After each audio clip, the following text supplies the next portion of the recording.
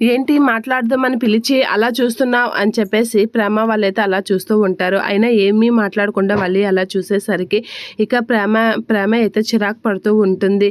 ఏంటి మాట్లాడదామని పిలిచి పురుగులు తిన్న బల్లిలాగా అలా నిల్చున్నవేంటి ఏం మాట్లాడకుండా అని చెప్పేసి ప్రేమ అయితే గట్టిగా అడిగేసరికి, అయినా మీరెవరు మా ఇంటికి వెళ్ళి నా గురించి ఎంక్వైరీ చేయాల్సినంత అవసరం మీకేంటి, అసలు నా విషయాలు మీరు ఎందుకు కనుక్కుంటున్నారో అని అనేసరికి ప్రేమ అయితే అలా చూస్తూ ఉంటుంది. నా వ్యక్తిగత విషయాలు కనుక్కోవడానికి మీకు అసలు ఏ హక్కు ఉందని నా విషయాలు కనుక్కుంటున్నారు, నా గురించి నా ఫ్యామిలీ గురించి మీకేంటి అవసరం, కనుక్కోవాల్సినంత అవసరం అని ప్రేమ గట్టిగా అడుగుతూ ఉంటుంది. ఏంటి మీకేంటి అవసరమా, నీ ఇల్లా, నీ వ్యక్తిగత పనులా అని చెప్పేసి నర్మద అయితే అంటూ ఉంటుంది. ఈ ఇంటిని మోసం చేయడం అందరికీ అవుతుంది.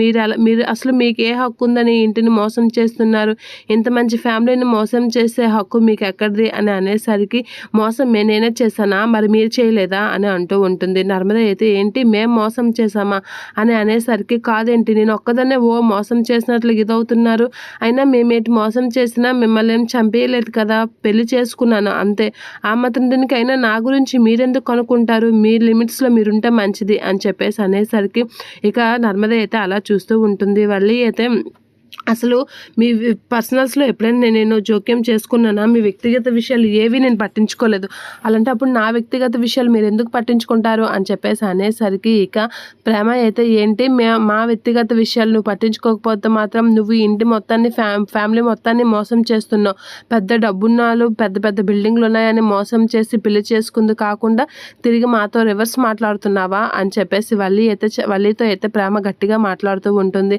అయినా నువ్వు ఎంత మోసం చేస్తావా, పెద్ద చదువు చదివిసినట్లుగా నీకే ఎంతో సంస్కారం ఉన్నట్లుగా మమ్మల్ని తక్కువ చేసి నువ్వు ఎన్నిసార్లు మాట్లాడలేదు అత్తయ్య దగ్గర, అది మోసం కాదా అని అనేసరికి, అయినా మేమేం మోసం చేసామని నువ్వు అలా అంటున్నావు, నువ్వు చేసిన మోసం బయటపడేసరికి, మీ బండారాలు బయటపడేసరికి ఇప్పుడు ప్లేట్ మార్చుతున్నావా అని వల్లితో అయితే నర్మద గట్టిగా అడుగుతూ ఉంటుంది.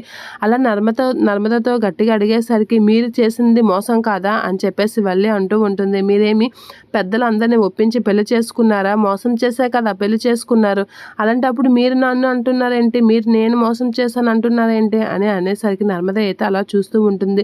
తల్లిదండ్రులని కాదని, ఇతల అత్తయ్య మామల్ని కాదని మీరు పెళ్లి చేసుకుని మోసం చేసింది అని అనేసరికి, మా మోసానికి నీ దీనికి సంబంధం పెడుతున్నావేంటి అని ప్రేమ అయితే, మా పెళ్ళిళ్ళతో నీకేంటి సంబంధం అని గట్టిగా నిలదీస్తూ ఉంటుంది ప్రేమ.